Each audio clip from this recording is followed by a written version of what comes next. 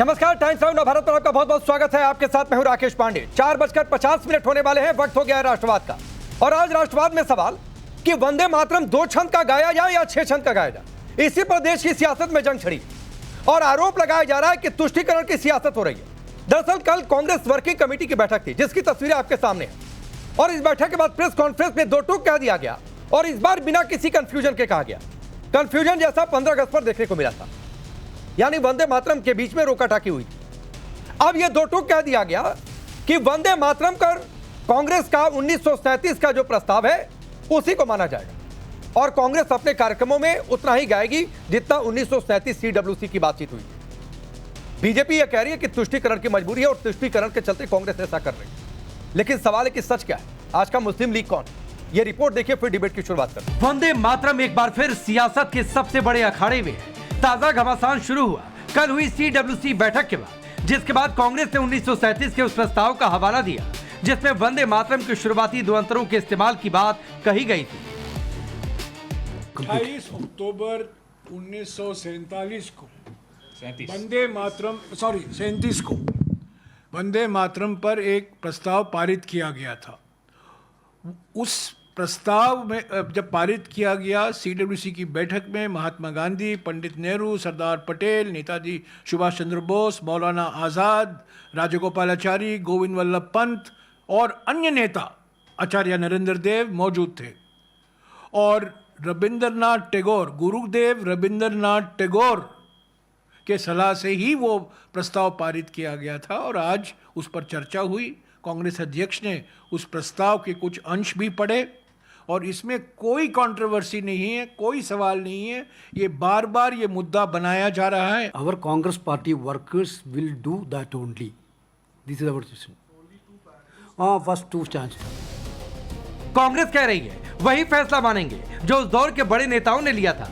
गांधी, नेहरू, पटेल, सुभाष और टैगोर जैसे नामों की दुहाई दी जा रही, लेकिन कांग्रेस की इस दलील ने बीजेपी को हमला करने का मौका दे दिया। केंद्रीय गृह मंत्री अमित शाह ने कांग्रेस के फैसले को तुष्टीकरण की राजनीति से जोड़ दिया। कांग्रेस का यह निर्णय केवल और केवल इनकी घोर तुष्टीकरण की नीति की पुष्टि करता है। आज कांग्रेस पार्टी 1937 का अपनी पार्टी का रिजोल्यूशन मान रही है और पार्लियामेंट के एक्ट को नकार रही है। मुझे तो बड़ा आश्चर्य है, श्री राहुल गांधी की नेतृत्व में कांग्रेस पार्टी फिर एक बार इस देश में तुष्टीकरण की राजनीति को पुरजोश तरीके से आगे बढ़ा रही है। दूसरी ओर कांग्रेस का पलटवार है कि जिस फैसले को गांधी, नेहरू, पटेल और सुभाष जैसे नेताओं ने स्वीकार किया, उस पर आज सवाल क्यों? तो मतलब अमित शाह अब अपने आप को सरदार पटेल से बड़ा मानने लगे, महात्मा गांधी से बड़ा मानने लगे, पंडित जवाहरलाल नेहरू से बड़ा मानने लगे, राजा गोपालाचारी जी से बड़ा मानने लगे, मौलाना आजाद से बड़ा मानने लगे, रविन्द्रनाथ टैगोर से तो बड़े हैं ही, अपने आप को मानते ही हैं शुरू से। इन सबसे बड़े हो गए कि अब हमारी 1937 की सीडब्ल्यूसी की रेजोल्यूशन के खिलाफ बोल रहे हैं। हमारे पूर्वजों ने वंदे मातरम गाते गाते दम तोड़ दिए थे। आप लोग कहाँ थे? हेलो, ये पहचानो, इसको अपीजमेंट नहीं कहते। कभी पढ़े हैं देश के इतिहास, इसको अपीजमेंट नहीं, अंग्रेजी में इंक्लूसिव कहते हैं। लेकिन बीजेपी के निशाने पर तो कांग्रेस की पूरी राजनीतिक लाइन है। केंद्रीय मंत्री गिरिराज सिंह ने कहा कि वोट के लिए कांग्रेस मुस्लिम लीग बन गई है, तो वहीं सुधांशु त्रिवेदी ने कांग्रेस की देशभक्ति पर सवालिया निशान लगाते हुए इसे कांग्रेस की मुस्लिम लीग वाली जिद करार दिया। खड़गे जी, अब आपका कांग्रेस गांधी जी वाली कांग्रेस नहीं है। आपका कांग्रेस अब मुस्लिम लीग बन गया है वोट के लिए। अब इस अटकलों पर विराम लगा दिया है कांग्रेस ने कि वो अब आज की नई मुस्लिम लीग हो गई है, क्योंकि जो जिद मुस्लिम लीग की थी 1937 में वंदे मातरम को लेकर, वही जिद आज संसद से पारित कानून के बाद कांग्रेस पार्टी की है वंदे मातरम को लेकर। सियासी वार पलटवार के बीच सवाल यह भी उठा है कि एक तरफ राम मंदिर चाहवा चोरी के मुद्दे पर देशव्यापी अभियान चलाकर बीजेपी को घेरने की कोशिश, दूसरी तरफ राहुल का ओबीसी कार्ड और अब वंदे मातरम पर 1937 के प्रस्ताव की दुहाई क्या कांग्रेस की रणनीति साफ है? हिंदू वोट को जातियों में बांटो, अल्पसंख्यक वोट को साधो और मोदी के खिलाफ नया सामाजिक समीकरण खड़ा करो। Bureau report, times now Bharat. तो चलिए, आपने रिपोर्ट देखी, पूरी जंग है दो छंद बनाम छह छंद। मैं आपका परिचय आज के मेहमानों से करवाता हूं। विजय शर्मा भारतीय जनता पार्टी के नेता प्रवक्ता जुड़ रहे हैं, तो वही खान राष्ट्रीय संयोजिका है राष्ट्र जागरण अभियान की, चरण सिंह सापरा जी कांग्रेस पार्टी के नेता प्रवक्ता, मनोज यादव जी समाजवादी पार्टी के नेता प्रवक्ता और शादाब चौहान MIM के नेता। आप सबका बहुत बहुत स्वागत है। सापरा साहब, आपसे मैं शुरू करता हूं और पहला सवाल यह है कि 1937 का प्रस्ताव मानने की बात हुई है आपकी CWC की बैठक के बाद। मैं चाहूंगा सबसे पहले आप देश को बताइए कि 1937 की उस CWC में क्या प्रस्ताव पास हुआ था और क्यों वो फैसला लिया गया था।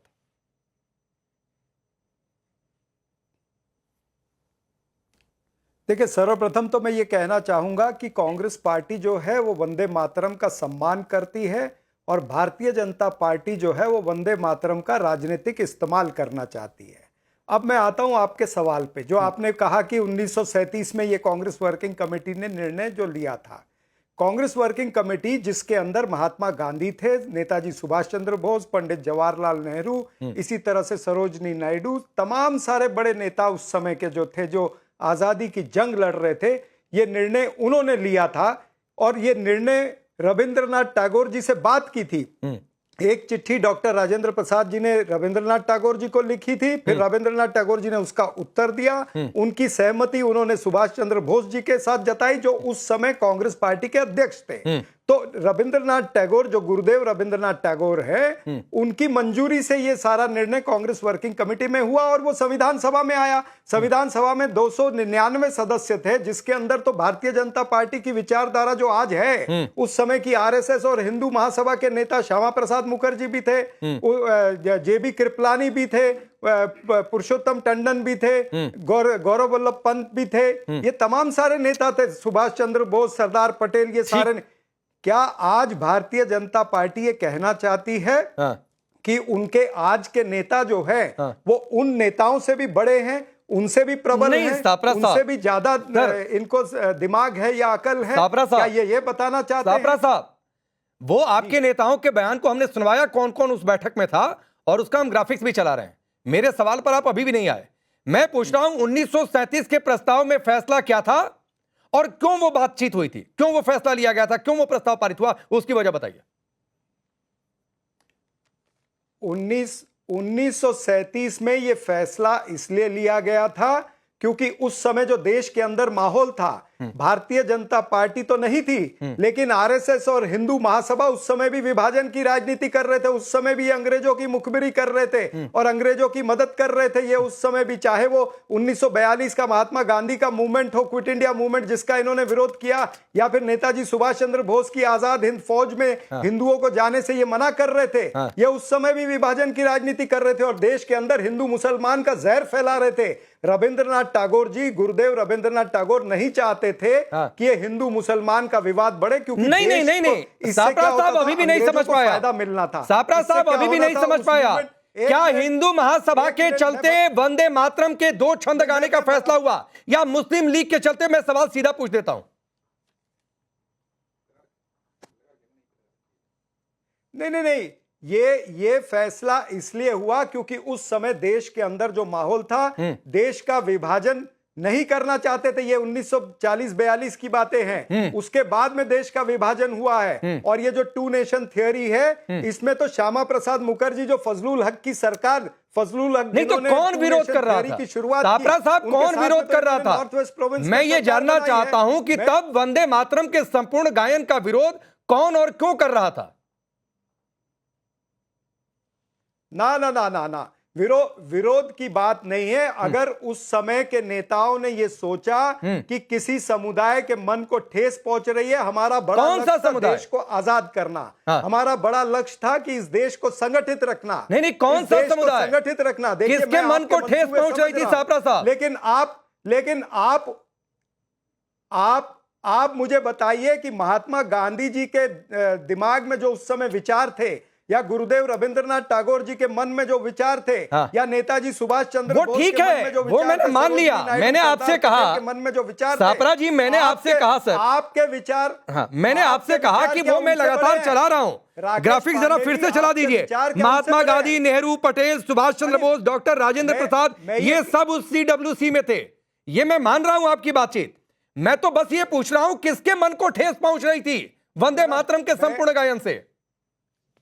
मैं तो राकेश पांडे जी, मैं तो CWC से आगे चला गया हूं।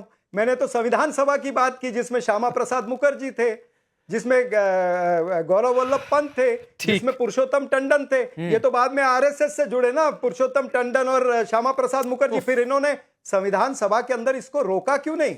ये मेरा सवाल है बीजेपी से, RSS से। अरे वो सब भाई आपके पूर्वज थे ना, आपके पूर्वजों ने मुस्लिम लीग के साथ में सरकार बनाई, हाँ। तो फिर उन्होंने इसको रोका क्यों नहीं? क्यों नहीं उनकी आवाज निकली है? राकेश जी, बात ये है कि उस मुझे समय देश मैं को आता हूं, सबसे बड़ा उद्देश्य था हाँ। कि हमें इस देश को, हाँ। हमें इस देश को आजाद कराना है, ठीक। हमें इस देश को संगठित रखना है, हाँ। इसमें मार काट नहीं होनी चाहिए, ठीक है। खून खराबा नहीं होना चाहिए, ठीक। और अंग्रेजों का फायदा नहीं होना अब चाहिए। चलिए नहीं मैं तो आगे अंग्रेज बढ़ता और हूं, भी राज डिबेट करते ओपन थे। करता क्या हूं। भारतीय मैंने जनता 6-7 पार्टी मिनट ये चाहती है जानने की कोशिश कि की, उस उसके समय का वो बावजूद निर्णय नहीं उस होने सवाल का देंगे? संतोषजनक जवाब मुझे जानते हुए भी नहीं मिला।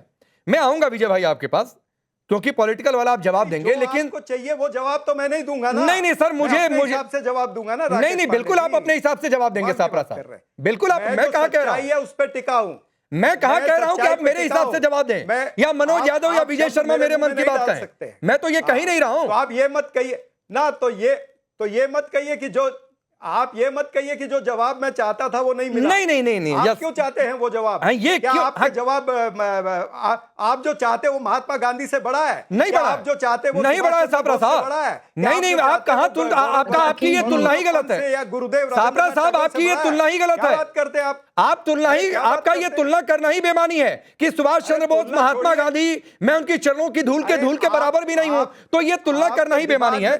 मैं ये बिल्कुल आपकी बात नहीं है, बिल्कुल आपकी ये बात गलत है। सुनिए, अब सुनिए, अब डिबेट लेट चेहरे पे है, आप आईना साफ कर रहे हैं। मैं आईना नहीं साफ कर रहा हूं, मेरा आईना साफ है। मैं थोड़ा सा पिक्चर क्लियर कर रहा हूं, और कौन सा पिक्चर क्लियर कर रहा हूं थोड़ी देर में पता चल जाएगी। डिबेट पॉलिटिकल ओपन करूं उससे पहले सुबह ही 1 मिनट सर, 1 मिनट सापरा साहब, 7-8 मिनट में आपके पास रहा, 1 मिनट रुक जाइए। अब सुबह ही देखिए, मैंने क्यों ये पूछा था, इन्होंने कहा कि विरोध हो रहा था, मैंने पूछा कौन विरोध कर रहा था, क्या मुस्लिम लीग? मैं जान रही हूँ आपने क्यों पूछा था राकेश जी, आपका सवाल बहुत महत्वपूर्ण था, मैं बिल्कुल समझ रही हूँ आपने क्यों पूछा था। और बहुत बहुत धन्यवाद राकेश जी कि आपने कहा कि डिबेट पॉलिटिकल करने से पहले सुबुही से मैं बुलवाना चाहता हूँ, क्योंकि मैं बार बार इन मंचों पर आकर चिल्ला कर ये कहती हूँ कि मैं किसी राजनीतिक मंच का, राजनीतिक पार्टी का हिस्सा नहीं हूं। मेरी आवाज, मेरा काम राष्ट्र जागरण अभियान है, जो देश के प्रेम और देश के सम्मान के प्रति समर्पित है। बड़ा अच्छा सवाल आपने पूछा। आपने एक डेट कोट करी कि 1937 में CWC में कांग्रेस वर्किंग कमेटी में क्यों तय हुआ था और क्या तय हुआ था। देखिए, डेट तो अपने आप बता रही है, 1937 यानी 1947 से एग्जैक्ट 10 साल पहले। उस समय की परिस्थितियां क्या होंगी? उस समय की परिस्थितियां थी टू नेशन थ्योरी, उस समय की परिस्थितियां थी द्विराष्ट्रवाद। हम भारत को नहीं मानते, हम भारत से अलग जाना चाहते हैं, हम वंदे मातरम नहीं बोलेंगे। कुछ लोग तो ये भी कहते थे हम जनगण मन भी नहीं बोलेंगे। उस समय तो एक टू नेशन थ्योरी, एक आपस में लड़ाई झगड़ा, एक अलग इस्लामिक स्टेट बनने की तैयारी चल रही थी। उस समय की देश काल और परिस्थितियों में अगर कुछ बड़े देश को समर्पित लोगों ने कुछ फैसले लिए, तो क्या वो हमें आज भी ढोने चाहिए? क्या हम आज भी डायरेक्ट एक्शन डे की तरफ बढ़ रहे हैं? क्या आज भी देश में द्विराष्ट्रवाद है? क्या आज भी देश में टू नेशन थ्योरी है? आजादी के इतने सालों के बाद हम आज भी उस डिवाइड करने वाले विचार को क्यों ढोएं? 1937 में तो शरिया एप्लीकेशन एक्ट भी आया था कि भारत के मुसलमान भारत का अलग कानून मानेंगे। मैं एक भारतीय मुसलमान महिला होने के नाते जानती हूं कि मुस्लिम महिला कितना प्रताड़ित है उस शरिया एप्लीकेशन एक्ट से, जो ना तो इस्लाम का हिस्सा है, ना मुसलमान का ठीक है, पार्ट है। हाँ ठीक है। ब्रिटिश और मुस्लिम लीग आप एप्लीकेशन एक्ट लिया, मुसलमान को भारत से अलग करना है। पांडे जी, मैं आ रहा हूँ तो हम वंदे मातरम नहीं बोलेंगे, इस जहर वाले विचार को हम वंदे मातरम नहीं बोलेंगे, जहरीले विचार को हम आज के भारत में क्यों ढोएं? मेरा सवाल नहीं, और एक बड़ी बात जो मैं शायद सवाल पहले पूछना भी चाहता था, सापरा साहब 30 सेकंड में इसका जवाब दीजिएगा, फिर मैं विजय भाई के पास जाऊंगा। और सवाल ये कि आपने तर्क भी दिया कि उस समय देश में माहौल अलग था, डायरेक्ट एक्शन डे की बातचीत हो रही थी, विभाजन की बातचीत हो रही थी, माहौल ठीक नहीं था, आपने फैसला लिया। क्या आज भी वही माहौल है देश में?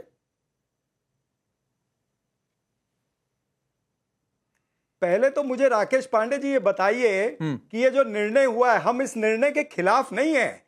जो निर्णय क्या हुआ है, ये एक एग्जीक्यूटिव ऑर्डर निकला है।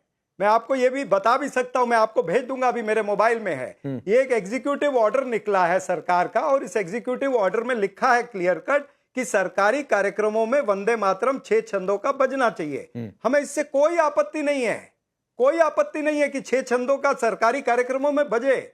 लेकिन हमारे पार्टी के कार्यक्रम में अगर हम CWC का 1937 का रेजोल्यूशन, उस परंपरा को चलाते हैं, या हम संविधान सभा की परंपरा को चलाते हैं, तो भारतीय जनता पार्टी और ये सूबेई खान जो है, इनको क्या दर्द हो रही है भाई? ये तो हमारी पार्टी का मामला है ना, ये कोई देश का मामला नहीं है ना। अब देश में चलने दो ना 6 छंद, हम कहां ना बोल रहे हैं। यानी जो देश में चल रहा है वो पार्टी में नहीं चल सकता। राष्ट्रवाद जो है वो छंदों की गिनती पर है। आपकी पार्टी देश से बाहर है? ना मेरी बात पूरी पार्टी होने देश दो। से बाहर है? इनका राष्ट्रवाद, इनका राष्ट्रवाद, एक मिनट मैं इनके बीच में नहीं बोला था ना राकेश पांडे जी। राकेश पांडे जी, सुबोई जी लेट हिम फिनिश। सुबोई खान को समझाओ। नहीं सुबोई, अरे रोक दिया पर्सनल मत होइए। सुबोई खान जी, अगर आप रोक दिया, सुबोई जी रुक जाइए, 30 सेकंड रुक जाइए, करेंगी तो बहुत अच्छा होगा। Hold on 30 second. हाँ, डिबेट के रूल फॉलो करिए। मेरा ये कहना है कि 6 छंदों से हम राष्ट्रवाद को नहीं नापते हैं। भारतीय जनता पार्टी का राष्ट्रवाद जो है वो छंदों से ये नापते हैं। क्यों? क्योंकि इनका फर्जी राष्ट्रवाद है, इनका राष्ट्रवाद एक्सपोज हो गया। ठीक, विजय शर्मा को लाइए। का अपमान तब हुआ था, विजय जी को लाइए, स्क्रीन पर लाइए विजय जी को। विरोध हुआ था विजय जी इस बात का जवाब, और जो बार बार कांग्रेस कल से पूछ रही है कि ये महात्मा गांधी, नेहरू, पटेल, सुभाष चंद्र बोस, राजेंद्र प्रसाद, आप लोग क्या इनसे ऊपर हैं? उस CWC की बैठक में ये लोग थे और उनकी मौजूदगी में प्रस्ताव पारित हुआ, तो विरोध क्यों? राकेश जी, इसके ना 2 पहलू हैं। सबसे पहले सापरा साहब से आपने इतना स्पष्ट रूप से एक सवाल किया, उसका ये जलेबी बनाते रहे, उत्तर नहीं दे पाए। भाई जब 50 साल से अधिक समय तक ये वंदे मातरम 6 के 6 छंद गाते रहे, तो ऐसा क्या कारण था कि 1937 में आपको इसमें 2 छंद ही गाने पड़े या आगे के लिए करना पड़ा? तो आपके पास जवाब नहीं है, क्योंकि आपको भी पता है कि आपने घुटने टेके थे जिन्ना की पार्टी के सामने, और उसी का परिणाम था कि देश का धार्मिक आधार पर बंटवारा हुआ। क्या ये सच्चाई नहीं है? क्या पूर्वी पाकिस्तान और उत्तर पश्चिम पाकिस्तान क्यों बंटवारा हुआ? ये धर्म के आधार पर हुआ। सापरा साहब, अभी आप दूसरों का नियम बता रहे थे, आप खुद तोड़ रहे हो। आप बीच में बोले, मैं तो आपके बीच में नहीं बोला था। तो मैं ये कहता हूं कि 1937 में ऐसा निर्णय क्यों लेना पड़ा? और आज अगर हमारी सरकार, हम ये चाहते हैं, लोग चाहते हैं कि 6 के 6 छंद बोले जाए, तो आपको दिक्कत क्या है? क्यों विरोध करते हो? क्यों 6 छंद नहीं गाते हो आप? जो बंटवारा होना था वो हो लिया। तो आप कहते, अभी आपने खुद माना कि 6 छंद जो है वो ठीक नहीं है। अरे मैं कहता हूं ये 6 छंद उन जो लोग फांसी के फंदे पर लटक गए, उनको सच्ची श्रद्धांजलि है, आपके लिए नहीं है। क्योंकि आपका तो लेना देना नहीं, आपका तो गांधी फैमिली से शुरू और गांधी फैमिली पे खत्म हो जाता है। आप तो किसी के बारे में सम्मान रख ही नहीं सकते। सुभाष चंद्र बोस जी का आपने नाम लिया, आपने कभी सम्मान दिया उन्हें? भारत नहीं, लेकिन एक बात बताइए विजय जी, जो कांग्रेस बार बार कह रही है, सापरा जी ने भी यहां पर कहा कि उस CWC में महात्मा गांधी थे, नेहरू जी थे, सुभाष चंद्र बोस थे, तो उन्होंने भी तो कुछ सोच समझ कर ये बातचीत। बहुत अच्छा सवाल किया आपने। मैं आपको बताता हूं, 1 जुलाई 1939 का लेख है हरिजन में, अखबार में। महात्मा गांधी जी ने खुद माना है कि मैं इसको किसी तरह से भी धार्मिक गीत नहीं मानता या हिंदुओं का गीत नहीं मानता। उन्होंने खुद कहा है महात्मा गांधी जी ने। अगर उनका ही पढ़ना, उनका ही मानना है, महात्मा गांधी जी से तो बड़े कोई नहीं थे, उनसे तो बड़ा, तो उस पर अमल कर लेते। दूसरा मैं बताता हूं, आज अगर 6 छंद गाए जा रहे हैं तो सापरा साहब को दर्द क्यों हो रहा है भाई? ठीक है, अच्छा ठीक है, चलिए जरा सापरा साहब आऊंगा, एक बार सबके पास चला जाऊं। 2 मेहमान अभी बाकी हैं, 2 मेहमान अभी बाकी हैं। मनोज यादव, महापुरुषों को मैं आता हूं, एक बार शादाब और मनोज यादव दोनों लोग बाकी हैं, एक टिप्पणी ले लूं, फिर सापरा जी आता हूं। महापुरुषों को आधार बनाकर पूछे, जवाब कोई और देगा। नहीं, मैं जवाब नहीं दे रहा हूं, ये आपका जवाब आप ही देंगे। महापुरुषों को आधार बनाकर क्या तुष्टीकरण की सियासत नहीं हो रही?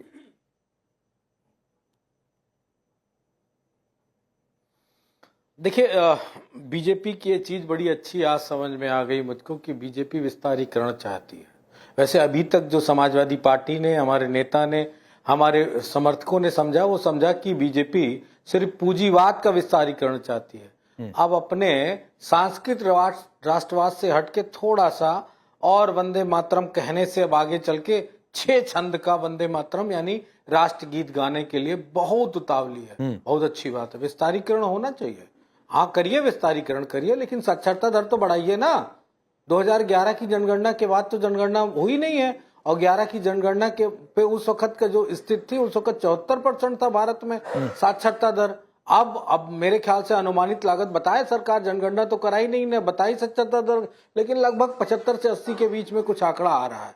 तो ये जब विस्तारीकरण चाहते हो तो देश को, लोगों को पढ़ाओ। तो लाखों स्कूल काहे बंद करे दे रहे हो विजय शर्मा? आपसे स्कूल पर डिबेट हो रही है मनोज यादव जी, आपसे स्कूल और एजुकेशन पर डिबेट हो रही है। अरे हम राष्ट्र गीत, नहीं डाइवर्ट मत करिए, 1 मिनट तक सुना तो डाइवर्ट मत करिए, सीधे मुद्दे पर आइए। या बोलिए ये आउट ऑफ सिलेबस है या इस पर नहीं बोलना। कैसे गाएंगे? जब तक पढ़ेगा नहीं इंडिया तब तक कैसे गाएगा गाना? कैसे राष्ट्र गीत गाएगा? कैसे राष्ट्रगान गाएगा? अब ये मैं मूल सवाल, ये बीमारी बता रहा हूं, आप मतलब वाली बात नहीं क्यों? आपको भी लग रहा है कि ये तुष्टीकरण वाली पीछे हमारे अनुकूल नहीं है, इस पर बैटिंग नहीं हो पाएगी। बीजेपी तुष्टीकरण के अलावा कर भी क्या सकती है? आता ही क्या उनको? जिन्ना के नाती से पैसा लेके भारतीय जनता पार्टी बनाई, वो क्या बताएंगे? वो बताएंगे क्या? जिन्ना के नाती से पैसा लेके जिन्होंने अपना दल बनाया हो, जिस जिन्ना ने पाकिस्तान का बंटवारा भारत के 2 टुकड़े करवा दिए थे, वो हमको बताएंगे राष्ट्रवाद का पाठ? मुझे सापरा जी मत समझ लेना, जो वो पन्ना खोल के हम 1937 की पहाड़ा पढ़ाएंगे। आज के आज नहीं तो आप कौन से साल का पहाड़ा पढ़ाएंगे? मध्य प्रदेश कौन से साल का पहाड़ा पढ़ाएंगे? पढ़ाइए पहाड़ा, कौन से अभी का पढ़ना चाहते इसी हैं? वक्त का पढ़ाऊंगा। अच्छा 1 मिनट। तो इस वक्त का पहाड़ा ये है मनोज यादव, सुनिए मनोज यादव, इस वक्त का पहाड़ा ये है, सुनिए इस वक्त का पहाड़ा ये है कि वंदे मातरम को लेकर एक कानून इस देश की संसद में पास हो चुका है, और आप लोकतंत्र का ढोल पीटते हैं, संविधान का ढोल पीटते हैं। उस ढोल के मुताबिक ये आपको मानना होगा। अब बोलिए आप मान रहे हैं कि नहीं मान रहे हैं? बात खत्म। अब हम जवाब दें? हाँ दें, जवाब दे रहे हैं। आपकी जानकारी के लिए बताऊं कि मध्य प्रदेश में राज्यपाल महोदय के यहाँ पिछड़ों के आरक्षण की फाइल रखी है, 14% से बढ़ा के 27 करने के लिए। इन भाजपाइयों उसके दो हमारे पिछड़ों का आरक्षण बढ़ा दें, वो आ जाएंगे ना आप उसी पर। मजबूत आप नहीं बोलेंगे मनोज यादव, मुझे आपकी मजबूरी पता है, सब कुछ आपकी मजबूरी पता है मनोज भाई। तो कब करेंगे? आपकी मजबूरी पता है मुझे, कब करेंगे? ये ऐसा नहीं है कि आपकी मजबूरी नहीं पता है, मुंह पे चैन लग जाती वो आपकी मजबूरी मुझे पता है। विजय शर्मा 30 सेकंड, फिर मैं शादाब के पास जाऊंगा, आता हूं सुबह। विजय शर्मा 30 के सेकंड। नाती से पैसा लेके सरकार बनाने वाले, पार्टी बनाने वाले।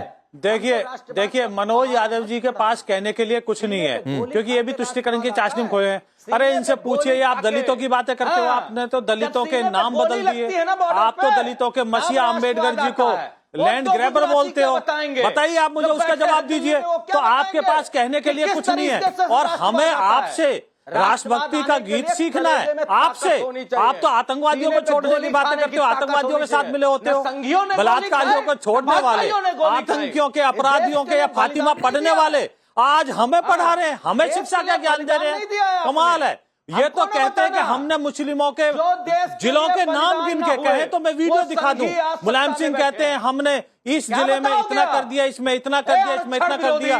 कहीं 16%, कहीं 14% हमने मुस्लिमों को भरा है पुलिस भर्ती में। सरेआम बोलते हैं, कमाल की बात है। वो खुद कहते हैं मैंने गोली चलवाई। हाँ, मैं अगर 30 भी मरवाने पड़ते तो मैं मरवाता। तो आप शादाब को लाता हूं, रुक जाइए, अब रुक जाइए।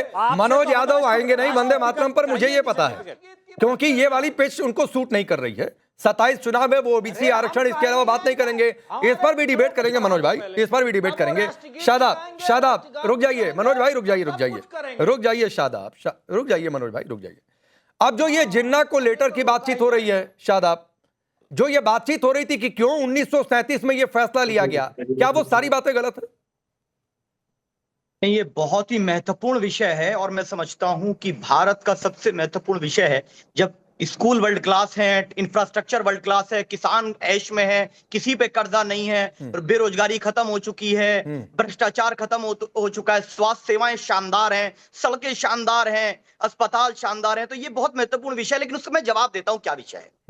वंदे मातरम को लेकर के हमारे पार्टी का बिल्कुल क्लियर स्टैंड है। ये 2 स्टैंजा 6 स्टैंजा मुझे तो एक भी स्टैंजा नहीं आता और ना मेरी इच्छा है याद करने की। और हमारे यहाँ ना 2 पढ़े जाते हैं ना 6 पढ़े जाते हैं, ना हम 2 पढ़ने वाले हैं ना हम 6 पढ़ने वाले हैं। ना भारत को हम माँ कल मानते थे, ना आज मानते हैं, ना कल मानने वाले हैं। हम भारत को देश मानते हैं, देवी नहीं मानते हैं। और मैं भारत की पूजा नहीं करने वाला हूं। आर्टिकल 25 प्रोटेक्शन देता है मुझे, वो मेरा फेथ है। लेकिन जो पढ़ना चाहता है हम उसका सम्मान करते हैं, सम्मान में खड़े भी हो जाएंगे, कोई आपत्ति नहीं है। अगर कोई पढ़ना चाहता है, चाहे वो हिंदू, मुसलमान, सिख, ईसाई कोई भी होगा, कोई भी भारतीय नागरिक अगर भारत से प्रेम में पढ़ना चाहता है वंदे मातरम पढ़े, हम सम्मान करते हैं, उसको सम्मान में खड़े भी हो जाएंगे। लेकिन हम बिल्कुल भी नहीं पढ़ने वाले हैं, चाहे कोई गन पॉइंट पे लेगा, कोई भी परिस्थिति रहेगी। भाई हमारा एक तो शादाब सुनिए, आप कह रहे हैं ना सम्मान करते हैं, वो सम्मान का आपने ढोल अभी पीट दिया और अभी आप एक्सपोज हो गए कि कोई भारत मां को आप मां को मां मत मानिए, कोई दिक्कत नहीं है भाई।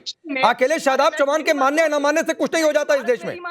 अकेले शादाब चौहान के मानने या नहीं मानने से कुछ नहीं हो जाता है, ये बात आप समझ लीजिए। आई बात समझ में? क्या बात कर रहे हैं तो आप मत मानिए ना शादाब चौहान।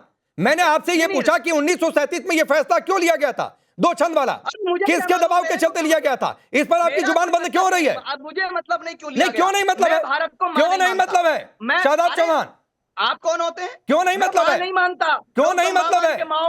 मैं आपसे ये पूछ रहा हूं कि 1937 में 2 छंद गाने का फैसला CWC की बैठक में क्यों हुआ था? किसके दबाव में हुआ था? क्यों आप इस पर बोलना नहीं चाहते हैं? मैं एक भी नहीं गाने वाला हूं। अरे मत गाइए शादाब, तो मेरे को मत गाइए। और जो इंसल्ट अगर करेंगे तो उसके लिए कानून बना है, वो कानून देखेगा। मैं आपसे ये पूछ रहा हूं कि 1937 में ये फैसला किसके दबाव में हुआ था? शादाब चौहान और MIM पार्टी क्यों नहीं बोलना चाहती है? MIM पार्टी ये कह रही है कि हम लोग वंदे मातरम अपने कार्यक्रम को जरा लाइए स्क्रीन पर। अगर कोई गाएगा तो उसका सम्मान करते। नहीं, मैं पूछ रहा हूं कि 1937 का फैसला क्यों लिया गया था, किसके दबाव में? क्यों नहीं बोलना चाहते हैं शादाब चौहान? कौन सी मजबूरी है? जितना भी है इतना भी गलत है। हम भारत को मां मानते ही नहीं, भारत को देश मानते हैं। नहीं, मेरा फेथ है ये। मैं पूछ ही नहीं रहा हूं कि आप भारत मां को मां मान रहे हैं, देश मान रहे हैं। मैं आपसे सवाल नहीं कर रहा हूं, मैं आपसे पूछ रहा हूं 1937 का फैसला क्यों लिया गया था? भारत को मैं दुर्गा की पूजा भी नहीं करने वाला हूं, लेकिन सम्मान करूंगा, अपमान नहीं करूंगा। सुबह ही गलाइए। अब मैं आपकी मजबूरी बताता हूं। सुबह ही मुस्लिम लीग के दबाव में फैसला ये शादाब नहीं बोल रहे हैं कि लोग फिर कहेंगे कि देखो ये कौन सी भाषा है। जी देखिए राकेश जी, मैं हमेशा से कहती हूं और आज आपकी डिबेट से ये एक्सपोज हो गया है कि 2 नेशन थ्योरी सिर्फ पाकिस्तान बनने पे खत्म नहीं हो गई थी। 2 नेशन थ्योरी या द्विराष्ट्रवाद की वैचारिक अनुकूलता भारत में आज भी पलती है और उसी कारण ये शादाब चौहान जैसे लोग ऑन नेशनल टीवी एक बड़े मीडिया प्लेटफॉर्म पर आकर ये कहते हैं कि मैं भारत को मां नहीं मानता। इनकी बेशर्मी देखिए, उस धरती को जिसमें एक मिनट सुबह एक सेकंड मुझे एक बात कहिए। सुबह एक सेकंड सुबह शादाब, एक बात मैं आपको कहूं, सुनिए शादाब, सुनिए एक मेरी बात सुनिए। आप भारत मां को मां नहीं मानते हैं, देश मानते हैं, क्या मानते हैं, मेरे सामने मत बोलिए। इसलिए कि जितनी बार आप कह रहे हैं शादाब ना कि भारत को मां नहीं मानते हैं, उतनी बार मुझे ना कष्ट हो रहा है और उससे मेरी भावनाएं हर्ट हो रही हैं। शादाब चौहान, तो आप नहीं मान रहे तो अपने मन के अंदर रखिए, मुझे बार बार मत कहिए, क्योंकि आपके इस तरह कहने से कि भारत मां को मैं मां नहीं मानता हूं, मेरी भावनाएं हर्ट हो रही हैं। तो मेरी भावनाएं हर्ट हो रही हैं और भावनाओं को हर्ट करना भी ठीक नहीं है और उसके लिए भी कानून में प्रावधान है, तो बार बार मत कहिए। और मुझे लगता है कि यहाँ पर कांग्रेस की भी भावना हर्ट हो रही होगी, यहाँ पर सपा की भी भावना हर्ट हो रही होगी कि भारत मां को मैं मां नहीं मानता हूं, तो इसलिए शांत रहिए। और दोबारा ये आप शादाब, दोबारा आप ये लाइन नहीं बोलेंगे। सुबह ही अपनी बात पूरी करिए। हाँ, तो मत मानिए, और जितनी बार आप ये कहेंगे कि भारत मां को मां नहीं मानता हूं, मैं आपकी आवाज डाउन करवाऊंगा।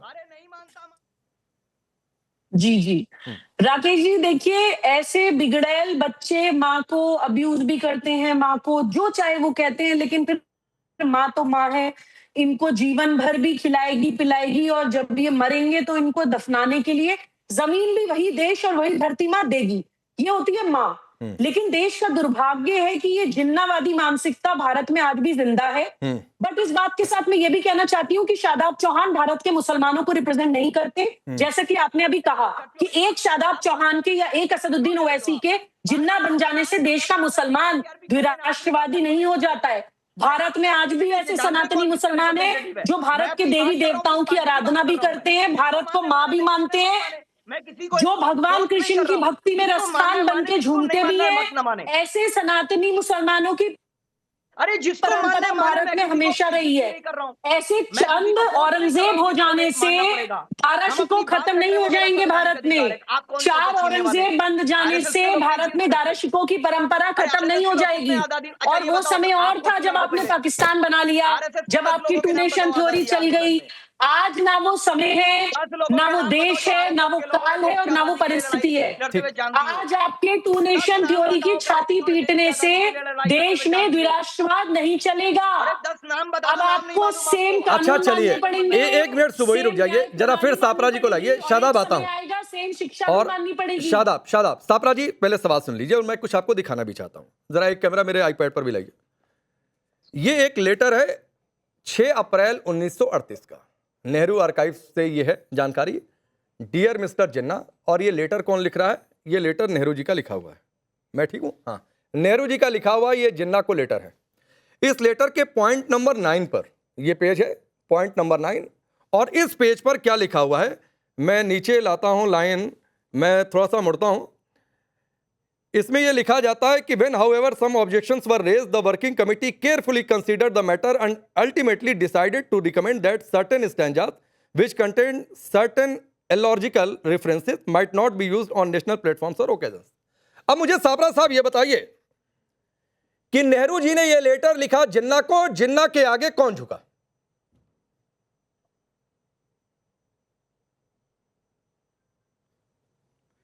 देखिए, मैं आपको सीरीज से क्रोनोलॉजी से बताता हूं।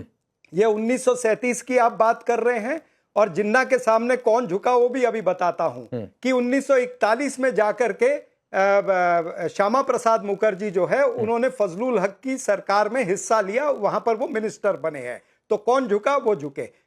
मुस्लिम लीग के सामने कौन झुका? लाल कृष्ण आडवाणी झुके जब वो जिन्ना की मजार पर जाकर के माथा टेका और उन्होंने डायरी में लिखा कि Jinnah was the most secular leader. तो कौन झुका? कि जसवंत सिंह ने जब जिन्ना के ऊपर किताब लिखी। झुका कौन? भारतीय जनता पार्टी के नेता मोरारजी देसाई झुके जब उन्होंने निशाने पाकिस्तान लिया। झुका कौन? जब नरेंद्र मोदी ने अपनी पहली शपथ विधि में नवाज शरीफ को 2014 में बुलाया। झुका कौन? जब आपने आईएसआई को रेड कारपेट वेलकम दिया। झुका कौन? जब आप बिन बुलाए मेहमान नवाज शरीफ के जन्मदिन पर पहुंच गए बेगानी शादी में अब्दुल्ला दीवाना। मुस्लिम लीग के साथ में साठगांठ इनकी है। ये लेटर किसका? पाकिस्तान ये लेते हैं। किसने लिखा? किसको लिखा? मैं आपने सर 1 मिनट बोला, मैं बिल्कुल बीच में नहीं आया। इस लेटर का जवाब दीजिए। नहीं, हाँ, नहीं, ये भारतीय जनता पार्टी ये भी जवाब देना कि फजलुल हक के साथ में जाकर के इनके आरएसएस के आइडियोलॉग जो थे श्यामा प्रसाद मुखर्जी, वो क्यों झुके? उन्होंने घुटने क्यों टेके थे भाई? और फिर लाल कृष्ण आडवाणी ने घुटने क्यों टेके? ये भी तो सवाल पूछिए ना। वहां पर माथा टेकने के बाद जिन्ना को सेक्युलर लीडर, जिसको आज ये कम्युनल लीडर वो कहते सारी हैं, बातें उसको लाल कृष्ण आडवाणी जी सारी बातें ठीक है। और मैं ये पूछ रहा हूं इस लेटर का जवाब दीजिए। आपने सारी जो बातें गिनवाई, मैं विजय शर्मा से कहूंगा कि वो जवाब दें, लेकिन इस लेटर का भी तो जवाब दीजिए सर। आपका ये जितना समय चाहिए मैं आपको दे देता हूं। विजय शर्मा क्या जवाब देगा? नहीं देंगे, आप ही दे लीजिए सर इस लेटर का। विजय शर्मा को कुछ बोलने नहीं आता है। मैंने जवाब दे तो दिया। नहीं, मैं, अरे भाई मैंने तो जवाब दे दिया ना। क्या जवाब बताइए? ये लेटर नेहरू जी ने लिखा कि नहीं लिखा जिन्ना को? ये लेटर नेहरू जी ने जिन्ना को लिखा कि नहीं लिखा? अरे भाई लेटर तो गुरुदेव रविंद्रनाथ टैगोर को सुभाष चंद्र बोस ने भी लिखा था, डॉक्टर राजेंद्र प्रसाद ने भी लिखा था। गुरुदेव अरे इस लेटर में ये कहा गया है सापरा जी हिसाब से हुआ सबसे कि जिन्ना का विरोध था जिसको कंसीडर किया गया कांग्रेस वर्किंग कमेटी की बैठक में। ना, सुनिए, मैं ये कहता हूं कि कांग्रेस वर्किंग कमेटी को आप एक समय में थोड़ा साइड में रखिए। आह, मैं कहता हूं संविधान सभा में तो इनके लोग थे ना। अरे रे रे रे रुक जाइए, रुकिए। अब ये लाइन आ गई है कि कांग्रेस वर्किंग कमेटी की बैठक कोई साइड में रख दीजिए, और ये कांग्रेस ही ये बात कह रही है।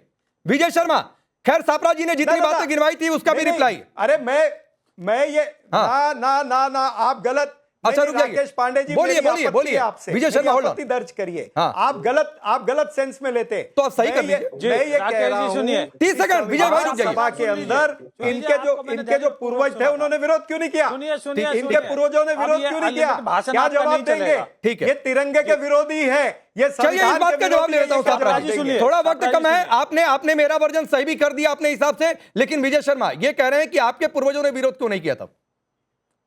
जी देखिए राकेश जी, इन्होंने कहा, अब आप मुझे बताइए अफगानिस्तान में एक आक्रांता बाबर की उस पे कब्र पे कौन गया? जवाहरलाल नेहरू, इंदिरा गांधी, मनमोहन सिंह, राहुल गांधी। अरे उस आक्रांता से आपका क्या संबंध है बताइए? आप कह रहे हो आडवाणी जी की बात, आडवाणी जी को इस्तीफा देना पड़ा था बेंगलुरु में अधिवेशन के बाद में। ये हम कार्रवाई करते हैं, हम अपनी विचारधारा के साथ समझौता नहीं करते। पूछ रहे थे कि तब क्यों नहीं आप लोगों ने हंगामा कर दिया कि क्यों ही 2 स्टैंजा, पूरा वाला प्रस्ताव क्यों नहीं? वक्त इतना ही, आप सबका बहुत बहुत शुक्रिया।